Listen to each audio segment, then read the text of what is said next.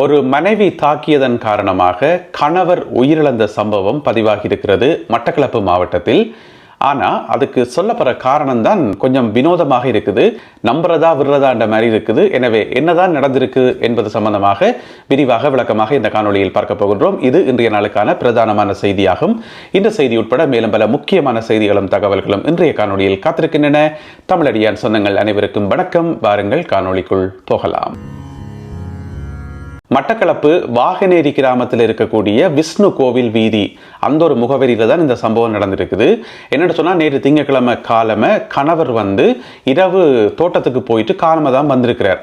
ஞாயிற்றுக்கிழமை இரவு அவருடைய தோட்டத்துக்கு போயிட்டு நான் நினைக்கிறேன் நைட் காவலுக்கு இருந்திருப்பார் போல இருக்குது. முடிச்சு கொண்டு காலமை கணவனுக்கும் மனைவிக்கும் வாக்குவாதம் நடந்திருக்குது. காலமை வந்தோடனே என்னென்னு சொன்னால், கணவர் தனக்கு புட்டை வச்சு தர சொல்லி கேட்டவராம் என்று சொல்லி பிறகு அதிலிருந்து வாக்குவாதம் காலமை 11:30 மணி போல ஒரு கூர்மையான ஆயுதத்தை எடுத்து மனைவி தாக்கியதன் காரணமாக கணவர் உயிரிழந்துட்டார். அதுக்கு பிறகு வாழைச்சேனை போலீஸ் ஸ்டேஷனில் போயிட்டு மனைவி சரணடைஞ்சிருக்கிறார். இதுதான் சம்பவம். இதில் உயிரிழந்த அந்த குடும்ப தலைவருக்கு 46 வயது, 4 பிள்ளைகளின் தந்தை என்று சொல்லப்படுகிறது. இந்த செய்தி எல்லா ஊடகங்களையும் வந்தது. எப்படி என்று சொன்னா, கணவர் புட்டு கேட்டார், மனைவி கொலை செய்துட்டான்னு சொல்லி.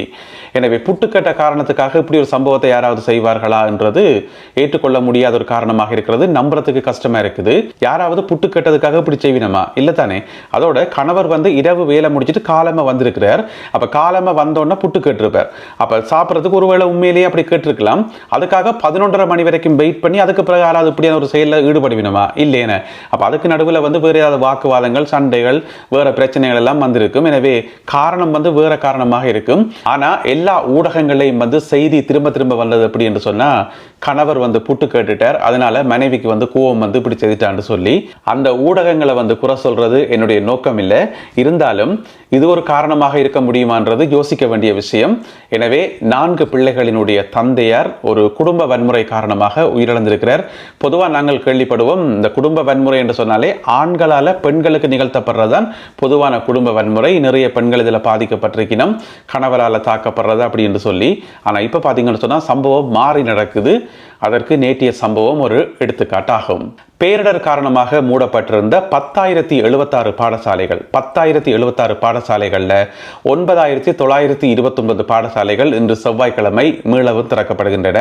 147 பாடசாலைகள் இன்று திறக்க முடியாத நிலையில் இருப்பதாகவும் பின்னர் திறக்கப்படும் என்று சொல்லியும் சொல்லப்படுகிறது. அதே வேளையில் பாடசாலை மாணவர்களுக்கு ஒரு முக்கியமான செய்தி ஒன்று இருக்கிறது. இந்த செய்தியை அனைத்து பாடசாலை மாணவர்களுக்கும் நீங்கள் சொல்லலாம். என்னென்னு சொன்னால், இலங்கை போக்குவரத்து சபை பஸ் இருக்கல்லோ, அந்த பஸ்ஸில் நீங்கள் பயணம் செய்கிறது இலவசமாக பயணம் செய்யலாம். அதாவது உங்களுக்கு சீசன் டிக்கெட் தேவையில்லை, நீங்க இலவசமாகவே பயணம் செய்யலாம் இலங்கை போக்குவரத்து சபைக்கு சொந்தமான பஸ்ல மட்டும். அதே நேரம் யூனிஃபார்ம் போடாமல் நீங்கள் கலர் உடுப்போட போனாலும் ஏத்துவினம். ஏனென்று சொன்னா, இந்த பேரிடர் காரணமாக இந்த சலுகை இந்த மாதம் 31ஆம் தேதி வரைக்கும், இந்த டிசம்பர் மாதம் மட்டும்தான் இந்த சலுகை. எனவே இலங்கை போக்குவரத்து சபைக்கு சொந்தமான பேருந்துகளில் நீங்கள் இலவசமாக பயணம் செய்ய முடியும் இன்று முதல். அதே நேரம் நீங்க ட்ரெயின்ல பாடசாலைகளுக்கு போறதாக இருந்தால், தொடர்வூந்துல போறதாக இருந்தால், நீங்கள் நவம்பர் மாத சீசன் டிக்கெட் காட்டினாலே போதுமானது. டிசம்பர் மாதத்துக்குரிய சீசன் டிக்கெட் எடுத்துக்கணும்னு சொல்லி அவசியம் இல்லை. இப்போ இவ்வளவு பிரச்சனைகள் சீசன் டிக்கெட் எடுக்கிறது கொஞ்சம் கஷ்டம் தானே. எனவே நீங்கள் நவம்பர் மாத டிக்கெட்டை காட்டியே நீங்கள் தொடர்வூந்துல பயணம் செய்ய முடியும் என்று சொல்லி பாடசாலை மாணவர்களுக்கு இந்த முக்கியமான அறிவிப்பு வெளியாகி இருக்கிறது.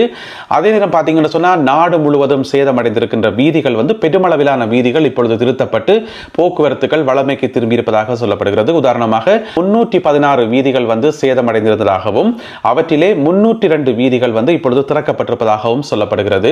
அதே வேளையில் மறுபக்கம் தொடருந்து பாதைகளை வேக வேகமாக புனரமைக்கின்ற நடவடிக்கைகளும் இடம்பெற்றுக் கொண்டிருக்கின்றன.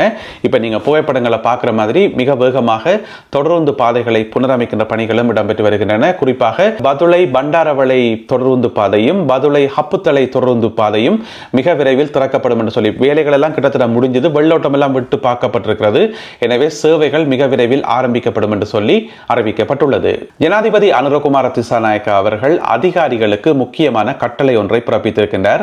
என்ன சொல்லியிருக்காருன்னு சொன்னா, இந்த 25,000 ரூபாய் கொடுப்பனவருக்கு தானே வீடுகளை சுத்தம் செய்யறதுக்கான கொடுப்பனவு, அதை இந்த கிழமை கிடையில கொடுத்து முடிக்க சொல்லி, அதாவது இந்த வெள்ளிக்கிழமை கிடையில எல்லாத்தையும் கொடுத்து முடிச்சிடணும் என்று சொல்லி ஜனாதிபதி கட்டளை இட்டிருக்கின்றார். நேற்று அனைத்து கட்சிகளையும் சேர்ந்த ஒரு கூட்டம் ஒன்று நடந்தது. தேசிய அனர்த்த முகாமைத்துவ சபை என்று சொல்லி, இது இந்த இடர்காலத்தில் கூடப்படுற ஒரு அவசர கால சபை என்று சொல்லலாம். எனவே அதில் கூடி பலவிதமான தீர்மானங்கள் முன்னெடுக்கப்பட்டிருந்தன. அதில் ஒன்றுதான் இது என்னென்னு சொன்னால், இந்த வெள்ளிக்கிழமைக்கு இடையில 25,000 ரூபாய் எல்லாத்தையும் வந்து கொடுத்து முடிச்சிடணும் என்று சொல்லி, எனவே இது அனைத்து அரசு அதிகாரிகளுக்கும் இப்போ சொல்லப்பட்டிருக்கிறது. அதே நேரம் வந்து அமைச்சர் விஜித ஹேரத் வந்து ஒரு தகவல் சொல்லியிருக்காரு என்னென்னு சொன்னால், சர்வதேச நன்கொடையாளர் மாநாடு, அப்படி ஒரு மாநாடு மிக விரைவில் கூட்டப்படும் என்று சொல்லி அமைச்சர் விஜித ஹேரத் அவர்கள் சொல்லியிருக்காரு. என்னென்னு சொன்னால், சர்வதேச ரீதியாக நன்கொடைகளை ஈர்ப்பதற்காக ஏன் சொல்லுங்க பாப்போம், இந்த பேரிடர் காரணமாக இலங்கைக்கு ஏற்பட்டிருக்கிற நஷ்டம் வந்து இன்னுமே எவ்வளவு நஷ்டம் என்று சொல்லி முழுமையான கணக்கெடுப்பு இன்னும் எடுத்து முடியல. இப்ப வரைக்கும் ஒரு அன்னளவான கணக்கெடுப்பு தான் எடுக்கப்பட்டிருக்கிறது. அந்த அன்னளவான கணக்கெடுப்பே பெரிய தொகையாக இருக்குது. எவ்வளவுன்னு சொன்னா 6 தொடக்கம் 7 பில்லியன் அமெரிக்க டாலர்ஸ். 6 தொடக்கம் 7 பில்லியன் அமெரிக்க டாலர்ஸ். அதை நாங்கள் கோடியில் சொன்னோம் என்று சொன்னா 600 கோடியில இருந்து 700 கோடி வரையான ரூபாய்கள் இல்லை, அமெரிக்க டாலர்ஸ். அதில் வந்து ரூபாயில் வரைக்கும் பெரிய தொகையாக வரும். எனவே அவ்வளவு காசு தேவைப்படும், இலங்கையை வந்து மீள கட்டி எழுப்புறதுக்கு அவ்வளவு காசுகள் தேவைப்படும் என்று சொல்லப்படுகிறது. அதே நேரம் ரீபில்டிங் ஸ்ரீலங்கான்னு சொல்லி ஒரு நிதியம் ஒன்று வச்சிருக்கிறேன் தானே, அதுக்கு வந்து நிறைய நன்கொடைகள் வருது தானே. அது வந்து நேற்று 15ஆம் தேதி வரைக்கும் பார்த்தீங்கன்னு சொன்னால் எவ்வளோ காசு சேர்ந்திருக்குன்னு சொன்னால் 3400 கோடி ரூபாய். 3400 கோடி ரூபாய் இலங்கை காசுக்கு சேர்ந்திருக்கிறது நேற்று வரை இந்த ரீபில்டிங் ஸ்ரீலங்காவில்.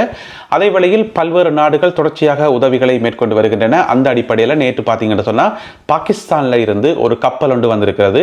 கொழும்பு துறைமுகத்தை அந்த கப்பல் வந்தடைந்திருக்கிறது. அதில் வந்து ஏராளமான நிவாரணப் பொருட்கள் கொண்டு வரப்பட்டிருக்கின்றன. பிரதி அமைச்சர்கள் மற்றது துறை சார்ந்த அதிகாரிகள் போன்றோர் துறைமுகத்துக்கு நேரடியாக சென்று இந்த நிவாரண கப்பலை வரவேற்று அந்த நிவாரணப் பொருட்களை வந்து உத்தியோகபூர்வமாக பெற்றிருந்தார்கள். எனவே பாகிஸ்தானில் இருந்து நேற்று பெருமளவிலான நிவாரணப் பொருட்கள் வந்து சேர்ந்திருக்கின்றன. பாகிஸ்தான் அரசாங்கத்துக்கு இலங்கை அரசாங்கம் நன்றிகளை தெரிவித்துள்ளது.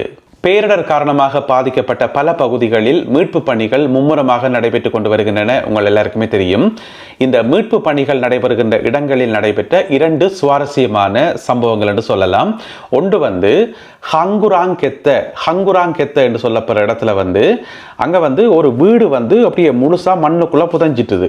அப்போ அந்த வீட்டை வந்து எப்படியாவது தோண்டி தோண்டி எடுக்கணும்ன்றதுக்காக கொஞ்சம் கொஞ்சமாக அந்த மண் எல்லாத்தையும் அகற்றி இராணுவமும் பொதுமக்களும் சேர்ந்து அந்த எல்லாத்தையும் அகற்றி இருக்கணும்.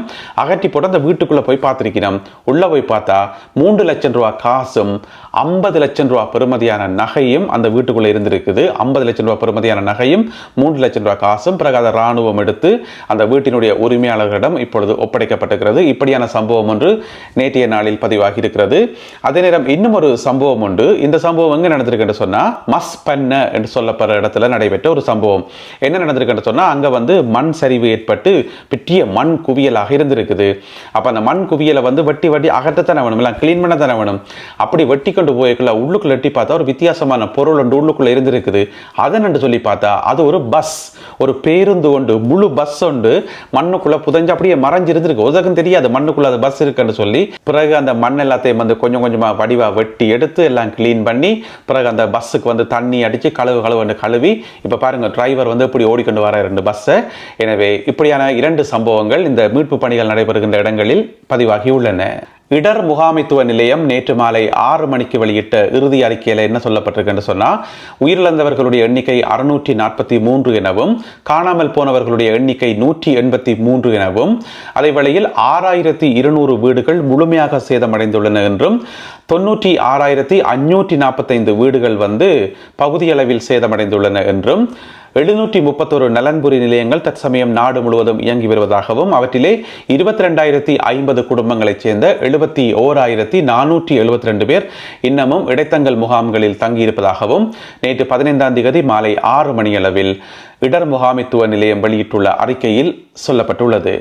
ஐக்கிய தேசிய கட்சியினுடைய பொதுச் செயலாளர் ஹரின் பெர்னாண்டோ ஒரு சாத்திரம் என்று சொல்லியிருக்கார். அது வந்து ஏற்கனவே நிறைய பேர் சொன்ன பழைய சாத்திரம் தான், இருந்தாலும் தன்னுடைய பங்குக்கு சொல்லணும்ன்றதுக்காக நேற்று சொல்லியிருக்கார். என்ன சொல்லியிருக்கார் தெரியுமா?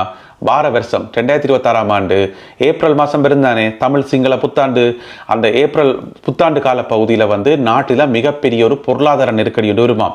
இலங்கையில் வந்து பெரிய பொருளாதார நெருக்கடி வருமாம். அதாவது கோத்தாபய ராஜபக்ச காலத்தில் ஏற்பட்ட மாதிரியான ஒரு நெருக்கடி ஒன்று வருமாம். அனுர அரசாங்கத்துக்கு ஏற்படுமாம் என்று சொல்லியிருக்கார். அது மட்டும் இல்லாமல் எல்லாரும் நான் சொன்னதை வந்து குறிப்பெடுத்து வச்சுக்கொள்ளுங்கோ, திகதியெல்லாம் போட்டு எழுதி வச்சுக்கொள்ளுங்க என்று சொல்லியிருக்கார். அதாவது நேற்று டிசம்பர் மாதம் 15ஆம் தேதி ஒரு பேப்பர் ஒன்று எடுத்து டிசம்பர் மாதம் 15ஆம் தேதி என்று போட்டு ஹரின் பெர்னாண்டோ சொன்னவர் என்று போட்டுட்டு எழுதி வைக்கட்டாம். அவர் சொன்னதை நாங்கள் எழுதி வைக்கணுமாம். எழுதி வச்சு போட்டு அப்புறம் கேட்கட்டாம். ஏப்ரல் மாதம் 15ஆம் தேதி தன்னிட்ட கேட்கட்டாம் தான் சொன்னது உண்மையா பொய்யா என்று சொல்லி என்று. இப்போ இலங்கையில் பொருளாதார நெருக்கடி வரும் கோத்தாபய ராஜபக்சவுக்கு வந்த நிலைமை அனுரகுமார திசாநாயக்காவுக்கு வரப்போகுது என்று சொல்லி சொல்லாத ஆக்களே இல்லை. ஏற்கனவே பார்த்தீங்கன்னு சொன்னால் சஜித் பிரேமதாசா சொன்னவர், பிறகு வந்து சாமர சம்பத் சொன்னவர், உதய கம்மன் பிள்ளை சொன்னவர், நாமல் ராஜபக்ச சொன்னவர். இந்த மாதிரி இலங்கையில் எதிர்கட்சியில் இருக்கிறார்கள்ட வசனமே இதுதான். வாயை திறந்தா நல்ல வசனமே வராது. எப்போ பார்த்தாலும் நாடு நாசமா போகும், நாடு வங்குரோத்தா போகும், பொருளாதார கஷ்டம் வரும், எல்லாரும் கியூல நிக்கணும் என்று சொல்லி திரும்ப திரும்ப இதே சொன்னபடிதான். இந்த உலகத்திலேயே தங்கட நாடு நாசமா போகணும் என்று சொல்லி ஆசைப்படுற ஒரே குரூப் என்று சொன்னா அது இலங்கையில் இருக்கக்கூடிய இந்த எதிர்கட்சிகள் தான். இதோட எத்தனை பேர் சொல்லி போட்டோம். இப்ப வந்து ஹரின் பெர்னாண்டோ வந்து தன்னுடைய பங்குக்கு சொல்லி வச்சுக்கார். சும்மா சொன்னது மட்டும் இல்லாமல் அதை வந்து எங்களை எழுதி வைக்கட்டாம். நாங்கள் வந்து அதை எழுதி வைக்கணுமா, டேட் எல்லாம் போட்டு எழுதி வைக்கணுமா என்று சொல்லி வச்சுக்கார். ஏன் சொல்லுங்க, திருக்குறள் தானே, பின்ன நாங்கள் எழுதி வைக்கணும் என்று சொல்லி இப்ப ஹரின் பெர்னாண்டோ சொல்லிட்டார். அடுத்து நீ யார் வந்து சொல்ல போறாரோ. அடுத்ததாக இன்றைய கருத்தோவியம். கொஞ்சம் மக்கள் வந்து வெள்ளத்துக்குள்ள நிற்கணும். அவன் முழங்கால் அளவுக்கும் தண்ணி வந்திருக்கு, வெள்ளத்துக்கு நிற்கணும். கரையில் நின்று கொண்டு ஒரு ஆள், ஒரு புட்டியான இடத்துல நின்று கொண்டு ஒரு ஆள் சொல்றார், கழுத்தளவு தண்ணி வரட்டும், அதுக்கு பிறகு 25,000 ரூபாய் பற்றி கதைப்போம் என்று சொல்லி. ஏன் சொல்லுங்க பாபம், இந்த 25,000 ரூபாய் பிரச்சனை வந்து ஒரு பெரிய பிரச்சனையாக போய்கொண்டு தானே. சில பேருக்கு குடுபடுது, சில பேருக்கு குடுபடையில் என்று சொல்லி பல பிரச்சனைகள் ஓடிக்கொண்டிருக்குது. அதில் வந்து இவர் சொல்றார் கழுத்தளவு தண்ணி வரட்டும் பிறகு பார்ப்போம் என்று சொல்லி. எனவே அந்த சைட்ல நின்று சொல்றவர் யாருன்னு தெரியல. ஒருவேளை நீங்கள் கண்டுபிடிச்சா அதை மறக்காமல் கீழே எழுதுங்கள். எனவே இந்த ஒரு கருத்தோவியம் மற்றும் இன்றைய காணொலியில் பகிர்ந்து கொள்ளப்பட்ட செய்திகள் தொடர்பான உங்களுடைய கருத்துக்களை மறக்காமல் கீழே எழுதுங்கள். மீண்டும் சந்திப்போம் உறவுகளே. நன்றி, வணக்கம்.